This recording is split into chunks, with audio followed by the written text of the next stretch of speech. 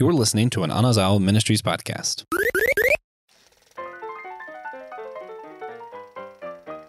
What is most holy? The wall, the mosque, the sepulchre? Who has claim? None have claim. All have claim. We don't fight to protect these walls, but the people living in these walls. If you guessed it, you're right. We're talking about the kingdom of heaven. Welcome back to the SG Drive-In. Excited to be here again. I am Joshua Knoll. You might be able to tell I have a little bit of a sinus infection, probably sound a little nasally compared to usual. I apologize, but we had to get it done. And I'm here with the one and only, my partner for our SG Drive-In Challenge, Nick Polk. How's it going, Nick? I'm good, dude. I'm super glad to be here, and your nasally voice just kind of makes you sound like a lead character. Yes, nasally. Oh, okay, perfect. Yeah, lead character in like a movie, like a mid-2000s action movie. Perfect. Yeah. If you have not been following on, this is the first one in your drive-in for some reason, or you didn't listen last year. Last year we did a drive-in, and everybody had to pick a movie from their birth year. Was the challenge. This year we paired everyone up. Everybody gets one pick, and it can't be from a franchise, which is why I didn't pick Lord of the Rings or Star Wars, because those are good. Instead, I went with my favorite summer blockbuster that's not part of a franchise, The Kingdom of Heaven, starring Orlando Bloom, Liam Neeson. Who's the director? Do you remember the director off the top of your head? Ridley Scott. Okay, yeah, I knew it was somebody awesome because he did Gladiator, right? Uh-huh. God, this movie, so cool, so underrated, and we all missed it when it first came out because of what I would say is because of just honestly awful timing. Yeah. If it had come out 4 years earlier, I think it would have blown up. But here we are. We're talking about it. It's been enough time that we're able to look back and go, man, this was a good film. So, Nick, one thing we like to do for these, we like to pretend. You and I just got in the car. We went to the drive-in. We watched Kingdom of Heaven on the big screen from the car, just chilling. You know, we're in our car. We probably could have your pipe with your special Tolkien blend. Absolutely.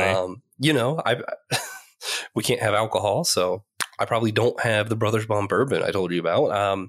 Probably have a Coca-Cola, you know, some snacks. I'd probably have a Coke with you as well. Maybe some popcorn, you know, smoking our pipes. Yeah. I mean, it probably pairs pretty well. Yeah, good time. You know, I feel like we'd have to finish the food first, or else it'll just taste like tobacco, right? Yeah, no doubt. Like, I feel like that scent gets on everything. Popcorn first with the Coke to wash down the smoke burn. Yeah, perfect. So we finished the movie. You look to me, and what's the first thing you say after watching this movie? Dude, that was so good. Yeah, man. I was like, I'm a little bit of a history geek. Yeah. But I'm not one of the history geeks that's like, oh, this wasn't accurate, so I'm mad. I'm one of those who's like, I'll focus on the positives, right? Like, so a lot of the details they got weren't right. Right. But the actual battles, like how the battles would have been fought, when it would have taken place, all that, spot on. I don't even know what the first thing I would say is. Like, I think I was speechless after I watched it. First time I actually saw the film wasn't in a drive-in, and I didn't see the regular cut. I actually didn't see the regular cut until this time around when we both watched it. Originally, the first thing that I saw was the extended cut on Blu-ray. My friend had it, and as soon as I finished it, I was like, it wasn't enough somehow. Like, yeah. It was like a 2-hour, 40-long experience. And I was like, I need more. And on the Blu-ray, they had a History Channel episode that they did explaining some of the stuff behind it. So they went through what kind of armor everybody would have had, what was right or not right about where the war took place and all that kind of stuff. And I was like, this is so cool. Crusades are already like one of my favorite times of history to study. Right. Yeah, I'm like a glutton for punishment. I like seeing where my people messed up. You know, like I like the parts of American history where we messed up. I like the parts of church history where we messed up. Not because I'm like, oh, I like feeling bad about myself, but just kind of like, I feel like that's where we can learn the most, maybe. Yeah, I think it was really neat too, because you always forget. I mean, I always forget it generally of like how many cultures like intermingled in like the global travel and conflict that took place. Like, I think I'd kind of forgotten, but like at the end of the movie, when, you know, King Richard is on his way to do the Crusades again, and he's like, and Orlando Bloom's like, oh, you have to go down where they speak Italian and then keep going until they speak something else. You're like, oh yeah, they have to like travel across Europe into freaking Africa. Wait, sorry, not Africa, but you know what I'm saying. Yeah. No, it really is one of those like really fascinating things, because even like when you travel by ship at that point, you don't have motorized ship, so it's like only certain currents really work the way you want it to. So like kind of the way they brought that out was really cool too. There was a lot of just little neat history stuff. So even if they didn't get all the stuff accurate, they still did enough little nods to how things would have worked that it felt real to me. I felt the same way. Yeah, I like that. Yeah. So let's do some preliminary work. This movie, as far as like the plot and stuff, could you break it down for those who haven't seen it? What is the Kingdom of Heaven about? So the Kingdom of Heaven is about this blacksmith who is Orlando Bloom. He's chilling in England, in a poverty-stricken England, because right now England and the church has an established kingdom in Jerusalem because they've taken over. And Liam Neeson is on his way back to England to find his son, which, surprise, surprise, is Orlando Bloom. And Orlando Bloom, as a redemption story to redeem himself, joins with his newly found dad. And he ends up going to Jerusalem and kind of seeks redemption for his sins and tries to find a new life, but ends up getting a little bit more than what he bargained for, with a quite literally international conflict politically and religiously. Yeah. It's interesting. So the movie takes place between the Second and Third Crusade. Yeah. And it's funny that I just never like thought about it. But like all of the Crusades are the Christians going in attacking Jerusalem. So obviously someone had to take over in between each time, or else why are we going there again? Right. Yeah. So it's one of those. And I was like, okay, this movie really inspired me to study more of the like in between. And one thing this movie doesn't get right, but I think it's okay that it didn't get right, because I think it makes its point better, was it wasn't just, oh, we want the land. It's also Christians were being treated terribly in Jerusalem. It was bad. So it was a little bit of vengeance, a little bit of we're better than you, our God's real, yours isn't, but also a little bit of, we can't let our people suffer. Yeah. It was interesting too, just to think about, because obviously it's very modern thinking about like religious pluralism, where they're like, oh, we're going to exist together in peace. And like when the knights are like, oh, I don't really believe in God, like that is a very modern shoehorning of like, that would have not been a thing. Yeah, that would probably be one of my big complaints with the movie. But yeah, I like the message behind it. But yeah. Oh, yeah. But there are things like Orlando Bloom's character where you see a lot of people who are religious, but they're not really fanatical. Yeah. Which I have to imagine that was probably always a thing. I don't know what it would have looked like, but there was probably always people who were like, I'll go to church because you have to. And that's pretty much the extent of it. Like, you do this because you have to. And that's, he doesn't spend a lot of time studying theology. But yeah, I think for me, and this is part we're going to get to a little bit later, but part of like what's missing from the theatrical cut, this in the extended cut, and I don't remember exactly how much of it is missing, but at the beginning, a priest has his wife and child beheaded because then they can't rise up to heaven according to the beliefs at that time. Right. You can't be burned. If you're cremated, your body can't rise because there is no body. If you're beheaded, it won't rise. Right. It's just sort of the belief. So the priest who had his wife and child beheaded and kind of like did that terrible thing in the beginning, that's his half brother. Oh, so they had this whole feud their whole lives. Really? And that's where he gets like pissed and kills the guy. And then he's like, well, I killed him and now I need to make amends for killing my half brother who did this. Like, there's a lot of like family drama there. And to me, I think that bit really builds his motivation a lot better. Like, I like that a lot. Yeah. Interesting. I didn't know that was his half brother. I noticed that the guy who plays the priest is Michael Shannon, though, who I feel like has kind of become more prominent. I feel like he got to start mid 2000s as like side characters. And then, Oh, yeah. Well, and it's funny, too, because like I feel like most of the time when you tell people about Kingdom of Heaven, you're like, there's Liam Neeson or Orlando Bloom. They're like, there's a movie with those two in it that I haven't seen. Like, most people are just shocked they haven't seen That's it. literally how I felt when you texted me. And I was like, whoa, this cast is incredible. Yeah, it really has just flown under the radar. But so we kind of mentioned our relationship to the film already a little bit, just kind of getting into that. This was your first time seeing it, correct? It was, yeah. Literally watched it probably like 2 hours before our episode here. Perfect. Perfect. So the other thing I wanted to bring out with the director's cut that a lot of people like who are like, oh, the director's cut's infinitely better. You know, a lot of people will like rate them separately. Like out of 10, the theatrical cut people will be like, maybe 5 out of 10. And then they'll be like, director's cut's like 8 out of 10. I'd rate both a lot higher personally, but which we'll get to. But the other thing was Sibylla. Oh, the queen name right now for some reason. Yeah, she has a son. They completely cut the whole character out of the movie. Oh, like in the director's cut, there's a son? Yeah. She has a son in the movie, and that's part of like why it's so hard for them to get together and figure stuff out because she has a child. Weird. So it's like there's all this whole layer to like their relationship that's still in the movie. That's like it kind of feels awkward if you don't understand. That's like no. There is a lot of like tension here because she has a kid. And is it with Orlando Bloom's character or no. okay? It's the king's character or the. For those wondering, Sibylla was married to the king, but kind of had this like love affair type thing with Orlando Bloom's guy, and naturally he couldn't just kill the king and be like, all right, we're married now because A, that's bad, and B, she had a kid. Okay. I'm kind of sad he didn't do it though.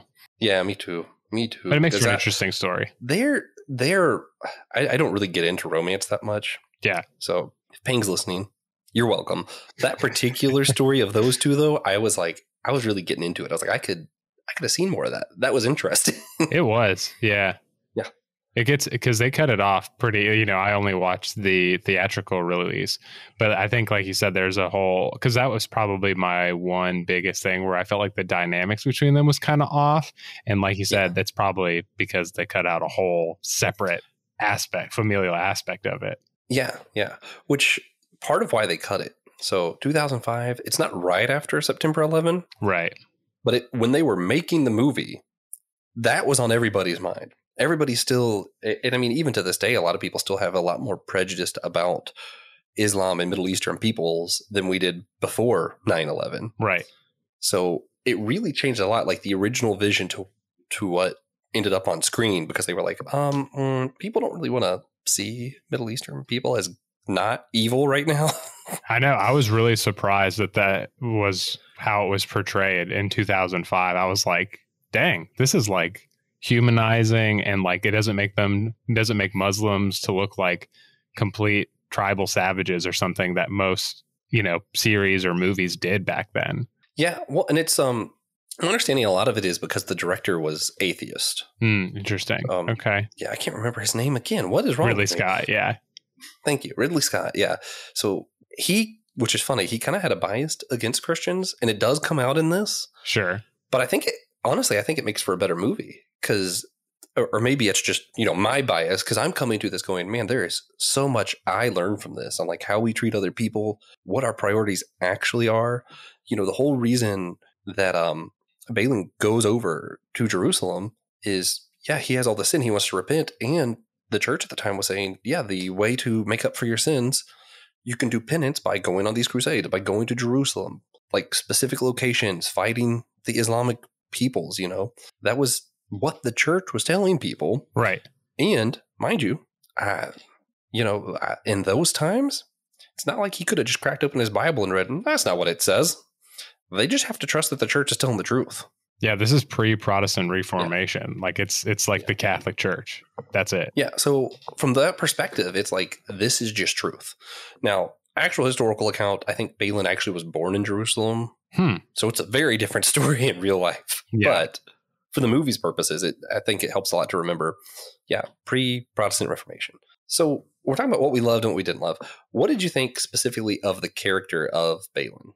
I liked him. He kind of plays like the classic quiet guy who lost everything, who has to like redeem himself. Like I feel like that was just very popular. It's just a popular trope. So I think it's a very modern trope. And so I think that aspect is probably kind of like was overplayed, but I think the way that it develops in his character specifically and the specific situation is pretty unique and made the story interesting. Yeah. So that's where I disliked, but then it turned into something I liked. Yeah. I honestly, I felt like it was one thing that made it easier to watch the theatrical version was he didn't seem as mopey. Oh, in the theatrical one or the director's? Yeah, theatrical. He doesn't seem as mopey to me. Yeah. But I think it's just a matter of, which mind you, usually I hate whiny characters. I wouldn't classify him as whiny. No, he's definitely not whiny. I think mopey is different. Yeah. Yeah.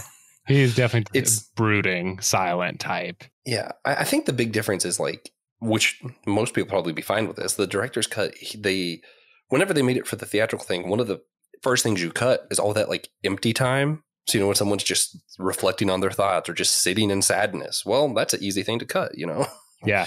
And the director's cut, no, they don't do that. You see him really linger a lot. So it's like, oh, he just feels a little more sad. Yeah. Yeah. And I don't know, something about that for me also was helpful to like have that broken kind of sad character who's out to redeem himself, not because anger and revenge necessarily, and not because like he's super churchy, but because he's hurt. Well, and something about that really speaks to me. Yeah, and it's weird. Like you said, he takes responsibility for his actions. And in the movie, he's like kind of ambivalent about religion. It's very much just kind of about responsibility and honor and things like that, knighthood or whatever. Yeah. Which was really part of why I liked the main antagonist, I guess you'd say, was Saladin. Yeah. I liked his character a lot too, because even when those two interacted, it was very much honor, respect for one another kind of stuff, because Saladin, he was leading the Islamic army, whatever, all that. Obviously, he was religion, but you could tell like his priority is his people, right. Honor, respect, and doing kindness in return when kindness is done to him. It's kind of a big part of his story. Yeah, I love that aspect where as soon as, they do that battle at Carrick or whatever, and he's brought to it and you hear the sword come down, you're like, oh, okay. It's that guy that he decided. What's his name? Saladin? Saladin, yeah. Yeah. Or Saladin, one of the two. Right, that's the same we're guy. Not, right? Or not the leader. Linguistic experts. Yeah, not the leader of Islam, right? Or is it the guy that he didn't kill at the beginning? I think it's the guy he didn't kill at the beginning. Okay. I think. I could be mistaken. If so, I apologize. Guys, go watch it. Yeah, you know what we're talking about. Yeah. There is a character that he chooses not to kill, who in return chooses not to kill him later on. 2 separate fights. And they don't know who one another is. Like when he first meets this guy, he doesn't know he's a big guy on the other guy's army. He just knows it's some dude. And chooses to show him grace, basically. And then later, when they are in an army and they know who each other is, they're in a situation where he could have killed Balin and was like, no, you listen, you did right by me, I do right by you. Right. It's kind of like the golden rule that's in every single religion. Yeah, 100%. Yeah, do unto others kind of stuff. Yeah. Okay, so we talk about Balin. What about, honestly, I feel like he wasn't even that huge of a character, but because Liam Neeson played him, we got to talk about Godfrey. What did you think of Godfrey's character and his kind of arc? I liked him. I think that he's like haunted by his past and he's really trying to make things better. And, he ends up, in doing so, he ends up losing his life, and then tries to instill some of the wisdom that he had come upon late in life to his, his new son. And I really like when he knights him and then slaps him. And he's like, and that's to remember all the stuff I told you to, and I loved his character. It was sad that he was gone so soon. Oh yeah. Yeah. It was like, I have the oath. And it was so funny because it's like really serious. He's dying. It's be without fear in the face of your enemies. Be brave and upright, that God may love thee. Speak the truth always, even if it leads to your death. Safeguard the helpless and do no wrong. And then, leans in and just smacks him across the face. And that's how you remember it. I'm like, yeah, perfect. Absolutely loved it. Yeah. And doesn't Balin do that to somebody else later on too? Yeah, it's like a kid because he knights like literally every peasant in Jerusalem and then slaps a kid. Slaps them. I think both of them drew blood too. They weren't just like little slaps. They like drew blood with their slaps. Smacked the fire out of people. Yeah, man. Liam Neeson is so Liam Neeson in this. Like 100%. I don't know how to say that any other way. That it's like it's exactly who you think Liam Neeson plays. 100%. And I like that it was. One thing I did like about Godfrey's character though was, if you kind of read into it, you're like really paying attention. His character slept around, spread his seed kind of deal, was kind of not the best, but because he was a crusader, he went to Jerusalem, he fought on the right side of the army, he kind of got all that signed off, and yet he still felt guilty. Yeah. So he was still trying to make amends, not because the church said he had to, but because he was like, yeah, this still isn't right. And I think in that time and age when like the church basically is God, that is actually says a lot about someone's character, that they can see past that even a little bit. Yeah. And that's one of the aspects I love about the movie, because that's, like I said before, that's more of a modern shoehorning, because that wouldn't have been something I don't think even somebody back then could probably conceive of. But like you said, it's that moving past that, and it's very much like, oh, my character, like I can't just depend on the privilege that, institutional forgiveness and pardons can give me, because it's still not going to, rectify what I've done. Speaking of those historical inaccuracies, Balin was not only born in Jerusalem, he also was not a bastard. Oh, really? He came from a married family. So I don't know if it was actually Godfrey or not, but and the reason that's important is he literally could not have inherited the land. That's what I was about to ask you. If he was not from a legitimate marriage, yeah. But just fun facts. I think it served the purpose of the movie really well, and I couldn't see them being self-conscious enough to know why they felt guilty, but I could see some crusaders still feeling guilty and trying to figure out why. Like I could see that maybe that being a thing. Yeah. I don't know. I think that rejected type of like marginalization of like, being a bastard. They do it with Lord of the Rings too. Like, or Aragorn is, far away and is kind of orphaned, but in the books, he's very much like, this is my kingdom. I'm born into this and I'm ready. Yeah. And in the books, he's like, oh, I've rejected this life and people are pissed at me and I have to like prove myself. And it's like, no, but I think I think people like that, or it sells well or something. Yeah. Yeah. I mean, it makes sense. Yeah. Okay. So we talked about Saladin. What did you, we talked about the romance between him and Sibylla, but what did you think of her as like a character? Was she really interesting to you or anything? Unfortunately, not really with the thing. Cause I was going to say like, I didn't, it was one of those things that like, besides her being the king's sister for the French dude to come into power, like, I don't understand. Like she really didn't do anything except kind of be a side piece for Orlando Bloom. Yeah, I think even in the extended cut, like the most you really get character-wise from her, in my opinion, and this is like the reason I bring it up is because I wish they would have done more with some of the female characters. Even given the time, obviously it wouldn't have happened, but it's kind of like, you made some other stretches, you could have done it. Yeah, I think in the extended cut they kind of imply she wants the king to die because she thinks he's going to lead to the fall of Jerusalem, and she's worried about her son. And that one little piece that maybe was like hidden in there a little bit kind of brought a little bit of character, but for the most part, she's more of a plot device, I feel like, than anything. Yeah, which is unfortunate. And I really didn't like how, like, and I feel like especially because this was right around when Britney Spears kind of had her mental breakdown. Oh, and cinema did that where they're like, oh, how do we indicate how a woman is, losing her mind or in a rough place? Shave her head. And she did that. And I did it. I was like, that's lame. Yeah, it's not great. Yeah, I didn't really like it. Also, yeah, because I know we were talking about this in context of 9/11 and some of the other stuff too, and it came out in 2005. Just want to remind everybody, once upon a time, before the MCU, not blaming the MCU on this, just it was before then, movies didn't really pop out. Like, we're going to start filming this year and it's going to be done next year. Like that wasn't really a thing. Right. Yeah. There's even like your planned trilogies that were filmed straight through, like Star Wars, there's a few years between. Yeah. Like it's not something that was able to be done that quickly. Yeah, years before. Yeah. So did this, for you, how did this movie sit? Like overall, if you had to rate it like 0 to 10, or like, or even if you just had to like talk about how it impacted you, if you don't feel like rating it, because I feel like it's one of those, it's more about the message than necessarily just entertainment. Yeah. But I think we could do both. We could probably talk about both. I think I'd give it a solid 8. I really enjoyed it. Like, I think the action was cool. The shots were neat.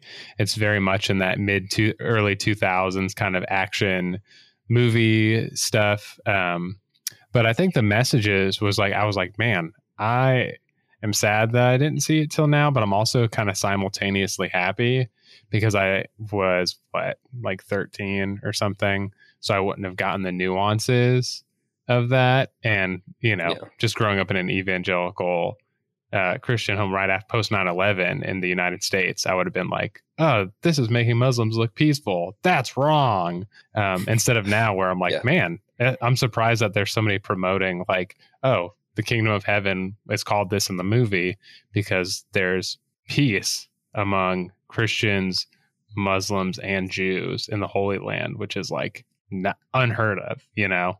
So I love that aspect of the movie.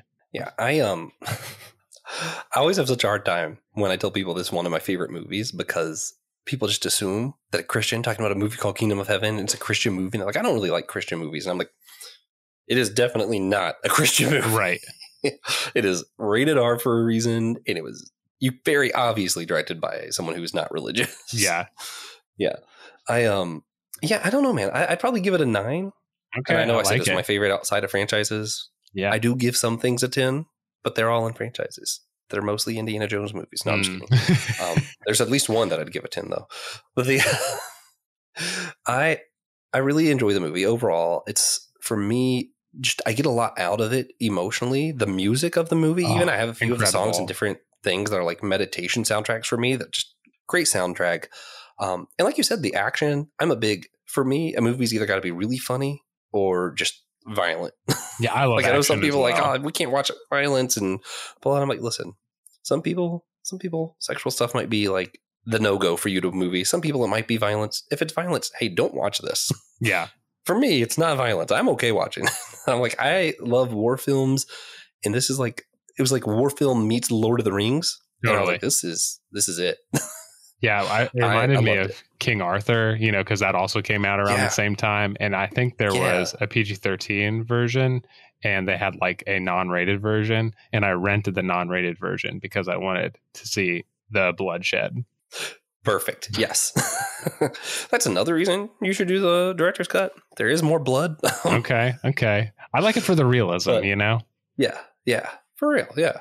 I don't know. It's just fun. It just looks cool. For me, it looks especially cool. And they're wearing like these, like the Crusades, you know, they're all like silver, white kind of color schemes. And then the like bright red blood with that, like, yes, killing people's bad, but also it does look extra cool. Well, and it serves for a symbolic purpose too, especially, you know, it's literally happened, but the blood, like by the end of the movie, all the white is completely covered in blood and dirt. And it's like, look how this holy institution where they ended up, blood on, you know, blood and bodies everywhere. Man. Yeah. But as far as like the message goes, there is near the end. I started off with some of it. He gives this big speech, and he's asking like, what is holy? What is not holy? Right? He says, it's fallen to us to defend Jerusalem, and we have had our preparations as well as they can be made. None of us took this city from the Muslims. Like, that was generations before. What was that? We didn't start the fire kind of song, right? And like, no Muslim of the great army now coming against us was born when the city was lost. We fight over an offense that we did not give against those who were not alive to be offended. What is Jerusalem? Your holy places lie over the Jewish temple that the Romans pulled down. The Muslim places of worship lie over yours. Which is more holy? That's where I came in at the beginning. What's more holy? The wall, the mosque, sepulcher? What is it? And he goes, no one has claimed anything. Everybody has claimed everything. And he says, we defend the city not because of the churches or the mosque or any of that stuff. We defend it for the people. And much like, you know, pulling my nerd stuff out, looking like what I loved about Thor Ragnarok, you know, Asgard's not a place, it's a people. The church is not a place, it's a people. Right? Yeah. Like the kingdom of heaven isn't built of stones. It's built of these people. And the peace you were talking about between these different people of different religions coexisting, that's what it's about, right? Like, not the literal places. Right. And something about that speech, when I first heard it, like, chills, man. I was like, that, yes. And like you said, just the fact that it was something that was released on a large scale in 2005 with that message, I'm surprised I didn't see a lot of like pushback, you know, on like focus on the family or something, you know? Yeah. Because you got to think, like, that's before like a lot of the evangelical deconstruction stuff got really big. Right. When I first saw it, it was before I really started questioning a lot of stuff. So that was like one of the first things that stood out to me that I was like, oh, we might be wrong. Interesting. Okay. So that like played a part in your own like critical thinking. Like, yeah, like honestly, I think it played a big part of my deconstruction, even if I don't usually tell it as part of the story. Cause you know, you're just like, I watched a movie at some point during this. I'm like, no, actually, I focused a lot on this for a reason. Yeah. No, I love that. Yeah. Great movie. What do you think the movie was trying to say about the Crusades themselves? We kind of talk about like the main point being the people, but do you think there's also like a commentary about what the Crusades were involved in this too? Yeah. I mean, I think it's definitely like the classic Crusades bad kind of a thing, if you just want to put it plainly. But I do think that they did more than that, where or Ridley Scott, or he directed it, but the writer, I can't remember his name. It starts with like an M or something. Yeah. But I think that, it's wrapped up in Orlando's final speech, right? And because obviously Christians are seeing, there's kind of a bias, but all the religions in their fight to claim over that Holy Land is being critiqued, which I think is, kind of a pretty unique thing to a certain extent, without being like, oh yeah, religion sucks. But I think they're saying, what does he say? Who's the guy who goes into battle who was with his dad? I think he says something about like, great question. I can't remember his name, but he plays in Harry Potter. He plays Lupin in Harry Potter. There you go. Okay. But I think he says that holiness is what we do. And I think that's kind of the main message of like, hey, if holiness is what we do, like Crusades, not great. It's not holy. Not it. Yeah. As much as for me, the big takeaway is always going to be how holy it is and sacred it is to defend people. I think the commentary on war itself also needs to be mentioned, especially right now, stuff going on in Russia, Ukraine, all that other stuff all over the world. Like, it's always important to go back to that. There's a song that my grandpa actually really liked. It was, it's called The General. I don't remember who sings it right now off the top of my head, but it's about a general. And I guess he had a dream or something, but he saw the mothers of the other people that they were killing. And he realized this war is just not worth fighting. And he told his soldiers to pack up, go home. Right. And he went out there and stood alone. This is how the song goes. Because he realized it just wasn't worth it. Yeah. And I think like, it's obviously it's easy for us who in a very easy, peaceful place right now. Like, we're pretty safe relatively. To be like, yeah, war's bad, guys. Stop doing that. Obviously if I was in Ukraine, I'd probably feel a little bit different. Right. Like, let's go get those guys. But I think in general, we can agree peace is preferred. I think that's kind of a biblical principle and something that stands out really well in this movie and in that song. It's a good song. I'm going to chat The General. I'm going to look it up. Yeah, man, it's so good. But that being said, we're going to start wrapping this one up, and we always end with a question about our movie experience. Nick, we mentioned popcorn earlier. What is the most important snack for you to bring to the drive-in? I'm going to put popcorn aside because that's just there, right? Yeah, too easy. Mine it's got to be Bunch of Crunch. I love Bunch of Crunch. Those are good. It's just nostalgic for me. Man, I love that. When I watched the Dial of Destiny, I got Bunch of Crunch and put it in my popcorn. 100%. Like the butter and salt on top of it. It's so good. It's so good. Man, I'm going to go, if it's a drive-in specifically, like I feel like the rules changed a little bit. Okay. For me, I need a big thing of KFC popcorn chicken. Oh, hey. And I know it's not, it's kind of close to popcorn, but it doesn't taste like popcorn. So I feel like it's not cheating. I forget that you can bring your own food to drive-ins, right? Chicken. That's a thing. It's great. That's like the best part. Man, I'm just bringing a cheeseburger, a fully, prepared oven roasted turkey. I don't know. Man, I'm eating good though. Yeah, I think I might change my answer then. I'll go back. I'm just going to say something Taco Bell related.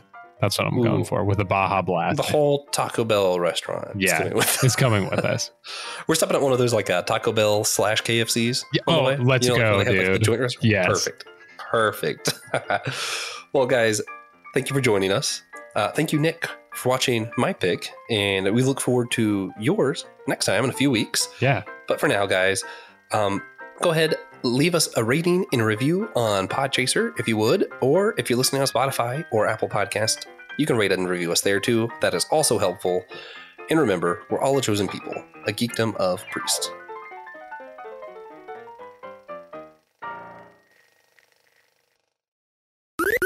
This was an Anazao Ministries podcast. If you enjoyed this show and would like to learn more about our network, be sure to check out the Anazao Ministries Podcast Network.